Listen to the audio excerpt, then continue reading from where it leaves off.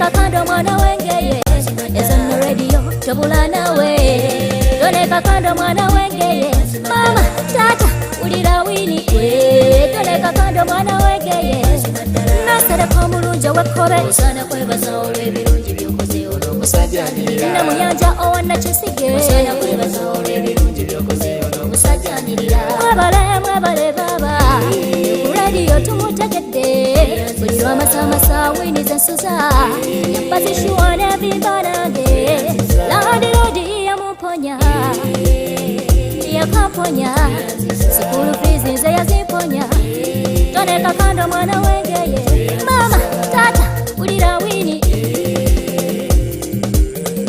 Buli wakuulira nsiba kushuwa Wini zenda baba Chusa, digida Toneka kando mwana wengeye Ayagaliza tazanyirwako Wambisa teyekanya baba Musajja mukozi ayiri babitya Golokoloza kwefira Nalinye yalinya mumere Majikisita kweteka yobuke Yewuyo Toneka kando mwana wengeye Musembere mbabulira beno Abeyo muwulira pita Abakadde nalumune kalule wirika fosi Webale abange mwakuza Abavubuka tumutegeddono Toneka kando mwana wengeye Wini zasuza towakana baba Toneka kando mwana wengeye Majikisita kwetegayo baba Toneka kando mwana wengeye Ezono radio tobula nawe Toneka kando mwana wengeye Mama tata ulira wini Toneka kando mwana wengeye Abazimaniyu asana omuliwa Muluchalu simbali sitalumbye Bayani mulu chine doti madi Real Madrid Juventus Barcelona PSG Toneka kando mwana wengeye Alina shuwa tazanyirwako Webwate akuwetibu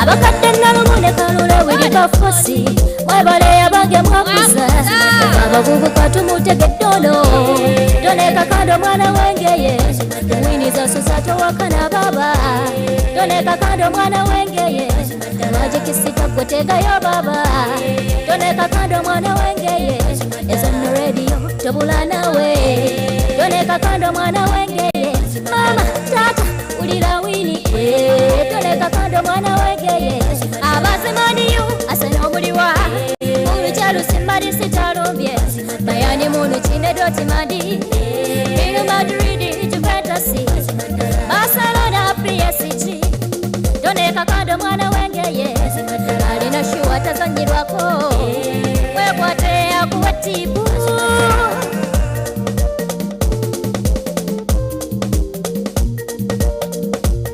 You're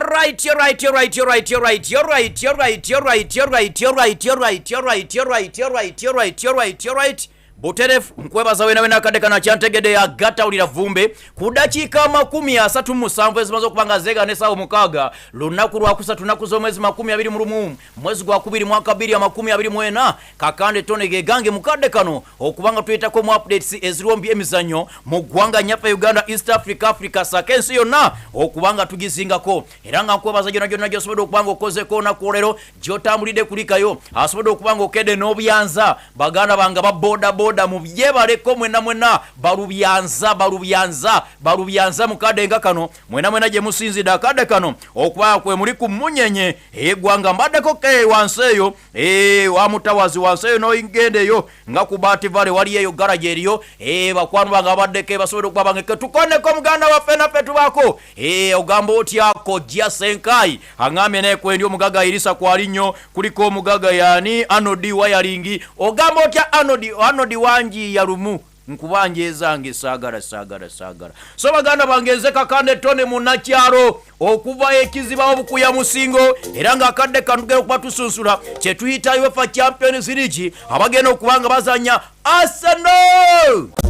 Yewuyo Tonny Kakande mwana wengeye musembere mbabulira beno Arsenal ne kilabu y'abanafa wa FC Porto lunaku lugenda kubeera lwaleero era ng'essaawa ez'ekiro zigenda kubeera 5 tugenda kubeera ku maka g'abanafa wa Porto agayitibwako Estadio de Dragao kibuga Porto ekituuza abantu emitwalo 533 Estadio de Dragao. Wabula akaseera kano nsobola okuba nga njogera bino gwe nolowooza Kakande asaaga omwaka gwa 2006 kilabu ya Arsenal basobola okuba nga bakyala wano ku maka g'abanafa wa Porto agayitibwa Estadio de Dragao. Arsenal eyalina abasajja nga Balemani, eyalina abasajja nga ba Ebuwe, ba Gare Kiriche, ba Yohani Jolu, ba Koro Ture, ba Mateo Flamini, ba Gilberto Silva, Alexander Erebu, Lumbaga, Cheski Fabregas, Adebayo, abavubuka nga Warukoti, ba Senderosi, Justin Oite, ba Putisita.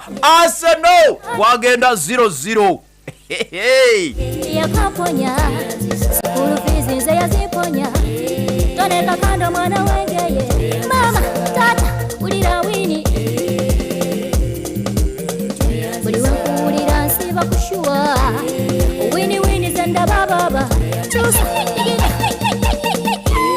Tonny Kakande mwana wengeye ayagaliza tazanyirwako wambisa teyekanya baba musajja mukozi ayiri babitya gologoloza kwefira nali yalinya mu Uganda wange olunaku oluyitibwa olwero kilabu y'abanafa wa Arsenal ku Estadio de Dragao bagenda okubanga bazanya ne kilabu ya FC Porto. Wabula nkugambyeko nti 2006 omupiira gwagenda 0-0 Arsenal nekomawo mu Champions League 2008 Arsenal basobola okubanga bawutulwa golo zaali 2 ku bwerere omwaka ogwa 2010 Champions League twali mu playoffs tunoonya abagenda okubanga bagenda kakwota twasobola okubanga tulaba Arsenal ng'ekyadde wano ku Estadio de Dragao omwaka 2010 Arsenal bakuba equalizer Sokambo mu dakiika yali ya 18 bwe mbanga serabide kubanga mu dakiika zaali 11 Silvestre Valera yali amaze okubanga akuba ekiyitibwa akatimba kakati mu 2018 laga 2010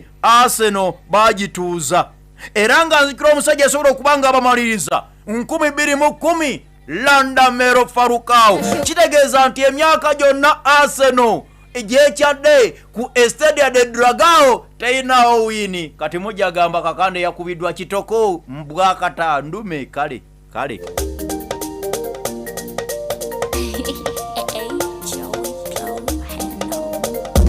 yewuyo Arsenal the Gunners bagera okubanga bayingira omupiira gw'olunaku luno olwaleero ku Estadio de Dragao gye batawangulirangako omupiira. Gabriel Jesus mulwadde, Julian Timber mulwadde, Zichenko mulwadde, Tomiyasu mulwadde, Thomas Partey naye mulwadde. Bagenda okuyingira ogwaleero nengeddeko nga omuvubuka akadde kano azanyira Manafa Porto nga ne mu Nigeria bamita Zaidu ku saidi ya Porto yapaka n'amabiri taliiwo then ateera nengeddeko Goncalo Ribeiro era naye taliiwo olwaleero then ateera kuliko omusipaana akadde kano ye Ivan Makano myaka 36 naye taliiwo wabula Arsenal genda okuyingira ogwaleero ewangula olwaleero oba nedda Kalungi Metal Works buloba mugamba nti abebuloba wempita nga ngende waffe ebukuya kizibawo Arsenal gunaatambula gutya ogwaleero nkiddamu sikwadi ya 2006 ogiwulidde oba ogimanyi bw'oba togimanyi wali ogiwuliddeko kakati bw'oba toli ku squad ya 2006 kati akadde kana Arsenal squad gye mulina yenkana ya 2006 awo temwawangulirawo mupiira yadde nti kale ebyensi bikyuka era bikyuse naye gwe manya Arsenal bwogera ku Champions League Estadio de Dragao kilabu ya Porto biri enanga balina Mourinho batwala Champions League Arsenal kyemulina ekyamaanyi mu Champions League final wamukkiriza batemukkiriza so bwe twogera ku kye tuyita pedigree mu Champions League nti ani asinga okwaka kirabu Arsenal kirabu Porto esinga Arsenal nti biri na Mourinho nga bakuba kirabu ya Monaco zali 3-0 Mourinho ngali mu banafa aba Porto bakuba kirabu ya Monaco then ate biri mukaga Arsenal bakubwa Barcelona ku finali so oli ye Porto yatwala ligi ye Arsenal ne bamukubira ku final mu biri mukaga oba kitegede mugana so Arsenal versus Porto olwaleero ani atwala Estadio de Dragao atuuza abantu emitwalo 5 mu 3 bagenda kulabika bati olwaleero nga Porto bagenda okubanga bayingira ogwaleero ng'ennaku zino Arsenal badde erimmo era ng'ekuba n'ekuba n'ebitagikwatako Porto bagenda okubanga bayingira ogwaleero mu kiyitibwa college weekend ewedde bakubye kirabu ya Estrella zabadde biri ku bwerere Porto bagenda okubanga bayingira ogwaleero bayinamu abavuuka bosobola okubanga oyogerako nga Pepe tatemye yenenya nkidamu Pepe atema n'ebitamukwatako n'abitema n'ebitamukwatako n'akola atya n'abitema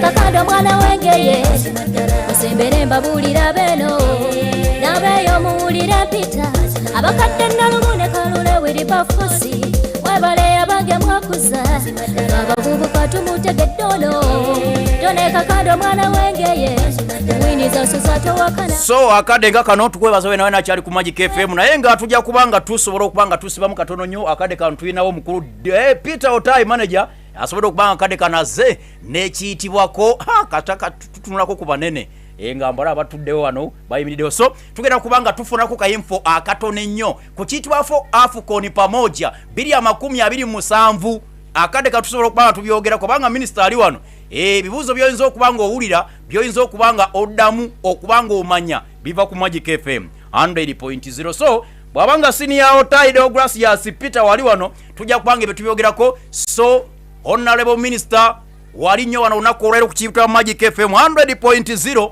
ajja kubanga atubulirako kaki akadde kano tuyimiriddewa tutuusewa mu kiyitibwako East Africa ne pamoja mu mupiira ogwa AFCON gwe tuyinza okubanga muganda wange nange kakande ndabako mu ggwanga nnyaffe Uganda so akaseera kano ojja kuliranga program etaataaganyiziddwamu katono naye eyo teba bias nnyo kubanga this is Magic FM where sports and music is our life. Minus sports and music, we are no longer magic. So this is Magic FM. So yetago kubanga ofuna empira ejo genda ku code ya kaseera kano VIP, VVIP, normal, corporate byonna byonna mu kadde kano byasomye code gyono kwa onyiga star 210 rather star 255 star 71 hash then you press yes. Having pressed yes, there you get the code where normal is 2500, VIP 5k, VVIP 10k, then 20k is the VIP. So this is Magic FM where sports and music is our life. How are you, my boss? How are you, my boss? How are you, my boss? I'm okay. You are okay? Yeah, I'm okay. Oli bulungi? Sina tabu boss, ogamutya boss? Steady 1 2 3. This is Magic FM 100.0 where yes. Sports and music is our life. Checho. Naira Avenue akade kanwe tuyugumiza mayenga game please ganya gona gona. Checho. Manager chechiriwo. Tewali government chief whip to visit nze. Remember he was the former sports minister. Yatandikawo Nambole kunonya sente za Nambole. Hamson Obua. Ojukira Hamson Obua. Azewano ku UBC is touring around katwagala we want to have him here atugambe chiri chitie kitambula chitia East Africa pamoja how is it okay manager Peter Otai so kambenga amalize ebyange then tubenga tuongera okubanga tukikuba Magic FM kasoulira nti music and sports so ke kasoulira element yakazemu ka sports toyina kubanga ogamba ate what's that it's sports and music that makes us Magic FM. So baganda bangenga klabu Arsenal mbadde nkyali mukubanga ngaba konti ebya kilabu ya Porto Sakaseno tebinaba kubanga bitambula bulungi kubanga omwaka ogwa 2026 kilabu ya Arsenal ng'eyina abanene tebakuba kilabu ya Porto. Kati akaseera kano weneebuliza nti Arsenal minus abanene abaaliwo ebiseera biri basobola okubanga bajja ne bakuba kilabu ya FC Porto.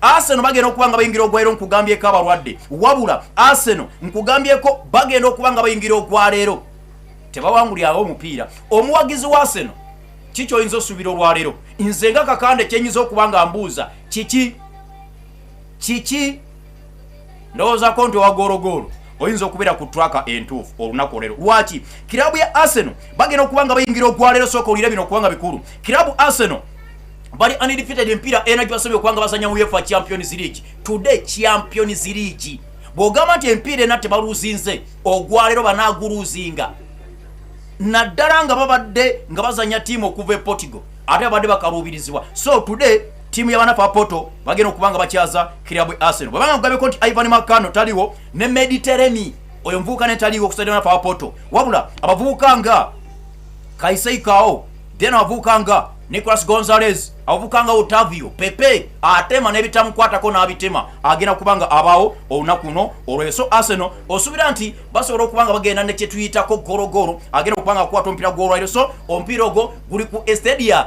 de Dragao ekituuza abantu 333. Then ate era ku Diego Armando Maradona Stadium olunaku oluyitibwa olwaliro kilabu ya FC Barcelona bagenda okubanga batambulirawo era kilabu ya Barcelona bagenda okubanga bayingira ogwaliro nengereko nga Victor Osimhen ye mulwadde akadde kano ataliwo ku bannaffe aba Napoli wabula Barcelona bali undefeated against Napoli mipiira egisembeyo omukaaga nkaddamu. Barcelona are undefeated in their last 6 matches against Napoli in all competitions. As if that's not enough, Barcelona have seen over 2.5 goals in the last 3 matches against Napoli. So bw'ogamba nti Napoli ne bannaffe aba Barcelona leero bakola over kuliko omutwalo gumu mukakaaga mu bibiri wabula Napoli bagenda okubanga bayingira kiyitibwa omupiira gw'olunaku luno olwaleero. Jjukirako nti basobodde okubanga bazze kochi ne bamugamba konti wayita ng'ojja okyajjukirawo nti ye basobodde okubanga bakoze eki bamugobye. Era akaseera kano banafa ba Napoli balina Francesco Calzona yagenda okubanga akwata omupiira gw'ogusooka naddala ku ttiimu gy'olowoozaako nti yabyafaayo y'amaanyi kilabu ya FC Barcelona. So Napoli nga bayingira ogwaleero kutulinde kibagenda okubanga bakola. Saakadde kano muganda wange nze genda kubanga nkwatamu ekiyitibwa byange mukulu Peter Deogracias Otayi manager Magic FM agenda kubanga ajja abenga akyaza minister asobola okubanga ajja atweko byatuwako kiki ekigenda maaso mu nsike y'emizannyo mu ggwanga nyaffe Uganda. Kapyaki agenda okubanga katambula maaso. Mukulu Otayi, over to you. Is that my friend?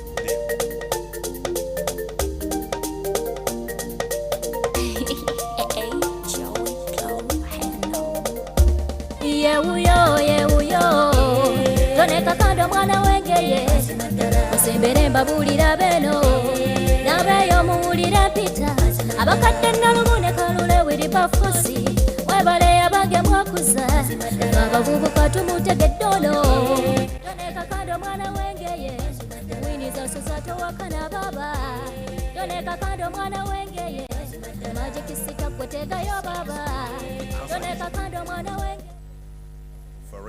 tobula nawe tone kakando mwana wengeye mama tata ulira wini tone kakando mwana wengeye nasereko mulungi wekkobe osana kwebaza olw'ebirungi byokoze olw'omusajjanirira namuyanja owana kisige osana kwebaza olw'ebirungi byokoze olw'omusajjanirira mwebale baba radio tumutegedde bulirwa masamasa wini zesuza. The top of the hour. All the hits. All the sport. Remember the name. Magic FM 100. Yo, girl, wasn't supposed to text me. Number 1 for music and sport. All right, very good afternoon to the listeners of Magic FM. It's about 8 minutes to 1 p.m. The top of the hour is about to clock in. My name is OT, the usual suspect, and of course the best product of 1980 to welcome you to tonight is a special session of the show. We have the Honorable government chief whip with us here, a gentleman that actually changed sport in this country. And we decided to bring him in to talk to us a little. Honorable Hamson Obua, thank you very much for visiting us on Magic FM. Thank you so much, and I am humbled and deeply indebted to be here. Okay, normally what we do here at Magic FM is that when somebody comes from a specific part of the country, we tell them to greet their people in their very own mother tongue. So, Honorable, please, greet them. Alwak melawa metia winyo UBC chawani anamoro udushu reme unubao reme doin poyo una tek tutwal. Okay, I know you're a very, very busy man, and you've actually been up and about. And how is government work going, by the way? So far so good. We are, as the National Resistance Movement government, on steady progress, 360 degrees. You are equal aware that in the field that you like most, sports, yes, there is good news yes. for the people of Uganda. Yes. The fact that Uganda, alongside Kenya, Tanzania, will be hosting the Pamoja, that is the 2027 AFCON. That is good news of our lifetime. Okay. And some of us had the dream that during our lifetime, such should be achieved. Yes. And here we are. Okay, you began this. You actually, many say you're the reason as to why sport changed in this country, and I actually believe with them. You began the project of the renovation of Nambole Stadium. You began actually the actual collection of the medals. Most of the medals began coming in during your reign. How has it been so far? How has the journey been so far for you in terms of changing from sport to the government chief whip duties? I am so happy because the 2 years that I had in sports during a very, very difficult time as Minister of State for Education and Sports in charge of sports, yes, was very, very cultivating. Yes. We are all aware that that was the period of COVID. Yes. But by the grace of God and with the support of His Excellency the President, Mama the First Lady, and the Minister of Education and Sports, yes, all the sports people, including the media, those who do sports like you, yes, we were able to achieve a lot, just like you have stated. But all said and done, there are records that we set, not yet broken at international level. There are medals that we delivered here, not yet broken at international level in the Olympics and in the Commonwealth. I think the team that is training to represent us at the Commonwealth of at the Olympics of 2024, yes, in France, must work hard in order to break that record. Okay. The team that is training to represent us at the Commonwealth Games must work hard to break that record. Even the 2024 All Africa Games. All these areas that we want to appeal to the sportsmen and women that they must work much more harder. Very true. There are records that we set, not yet broken, in terms of teams that qualified for the World Cup competitions at different level. I remember in 2022, 7 national teams qualified for 7 different World Cup competitions. It was actually a record. That was another record that was broken. Yes. But all in all, the Bible says, in my Father's house, yes, there are many rooms. Okay. In the wisdom of my father, at the political level, His Excellency President Yoweri Kaguta Museveni, I was taken from a slightly smaller room to a slightly bigger room. Okay. And to God I give the glory. Indeed. For all that. Okay, let me, since you are a government chief whip over here, you also speak for government on a smaller scale. How ready are we for the Pamoja 2027? I know most of the listeners will be asking that question. I know you're not the minister in charge, the Minister of Sport right now, but you were there. How ready are we for the Pamoja 2027? What I can state in principle is that there is work in progress. Okay. All of you are aware that yesterday, Mama, the First Lady, and the Minister of Education and Sports visited Mandela National Stadium. Yes. You stated in clear terms that the renovation project started during my reign. Yes. Every time I pass there, I am heavily indebted because I see the land protected. Yes. I see the UPDF executing a good job. Now, in terms of our readiness, Mandela National Stadium will be our stadium number 1. Yes. And you can see that there is great progress. Very true. We are also mobilizing resources through the various consultative meetings at the level of government to construct 1 or 2 additional stadia in addition to Nachivuvu because of the play field, because CAF normally recommends not artificial, but they recommend natural grass. Yes. So Nachivuvu, if we don't change the turf, will be a training ground. But for now, Nambole is taking shape, is getting ready.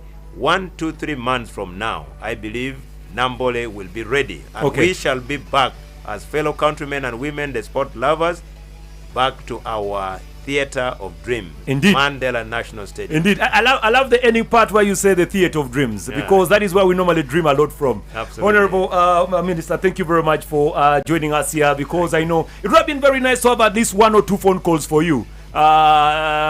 Which would be very nice. For the Magic FM listeners, very quickly, you want to talk to the Honorable Minister. I know those who come from Lango and Acholi would love to hear from him. On a very bad note, Honorable, yesterday Acholi United was thumped 5-1. But on another good note, Lango Province qualified for the finals of the FOFA. There you have me. There you've had me. For the second or third consecutive time. There you've had me. Let me get one caller for you. Let me get one caller for you here. No problem. Magic FM, who this? Peter Tai, thank you very much for bringing Honorable. This is Juma from the best Honorable. Juma, how are you? I'm very fine. I have the Honorable Hamson Obua here with me. It is a pleasure for us, for you. You are doing the right thing, actually, bringing him at the right time. Okay, very quickly, you have anything to talk to say to him? Very quickly? 2 of them. I have 2 of them, okay. Honorable, good afternoon. Good afternoon, my brother. Afoyo Mateg. Afoyo Mateg. Now, Honorable. How are you? Akibwa. Yeah, I knew you were going know the history of Akibwa. Very well. Then today, the issue came in. Because of our airport or airfield, which is not there in Lira, which has made the postponement of constructing Akibwa, but it is in line. One day, one time, the government is going to construct it. What is your take about that? 2. Maybe I start with that before you go to 2. The street was given by the name of Inzikuru Dokas. Okay, now which is not worthy. Also, West Nile also demanding something bigger than mentioning a name after a legend or someone who has bring medal to this country. So you fight for us the corruption and we need transparency of our government. Then we say, okay, thank you very much. Okay, Juma, bye-bye. Juma, bye-bye. I knew he was going to Akibwa. I knew he was going to go to Akibwa. So, Honorable. So, on the question of Akibwa, you are asking my take. Yes. I don't want to present my take. Let me present the strategic take of His Excellency the President. You are aware that in the last address, a question was posed to His Excellency the President about the construction of Akibwa Stadium. And he stated in very, very clear terms that the dreams and aspirations of constructing Akibwa Stadium are basically and primarily his. Okay. And he stated in clear terms that he is going to implement that presidential pledge. You are aware, my brother Juma, and all who are listening, that the time I was in sports, we executed all the unfinished business. We did the detailed feasibility studies within the COVID time.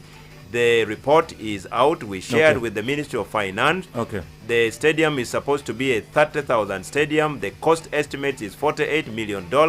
It is supposed to be a multi-purpose stadium. That is what we did. You are also aware that His Excellency President Museveni fulfilled one of the most fundamental promises to the family of Akibwa. The house that was donated to the family of Akibwa in 1972, we are all aware that along the way, the family has been evicted not once, not twice, almost 4 times. His Excellency the President directed, funding was allocated. We procured that house, and government, represented by HE the President, handed over the land title to the family of the late John Akibwa, among others. Okay, thank you very much, Honorable Hamson Obua. The phone is buzzing, but you're a very busy man. We have kept you here for a very long time. We need to thank you very much for joining us on this special broadcast on Magic FM. This is the sports channel, by the way. This is how it looks like, Honorable. And when we come knocking next time for sports details, I believe you're actually still the right man for that. Apoyo Matek for visiting us, Honorable. Thank you very much, and God bless you all. For God and my country. Okay. This is the top of the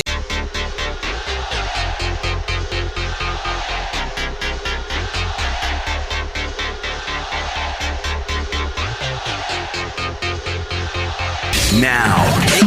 She got the fire waste, fire waste, fire waste, fire waste. She got the fire waste, fire waste. Today's hit music. Today's hit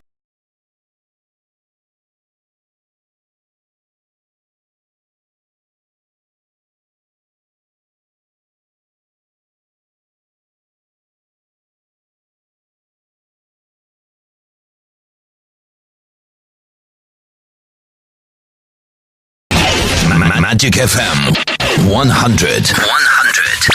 Number 1 for music and sport.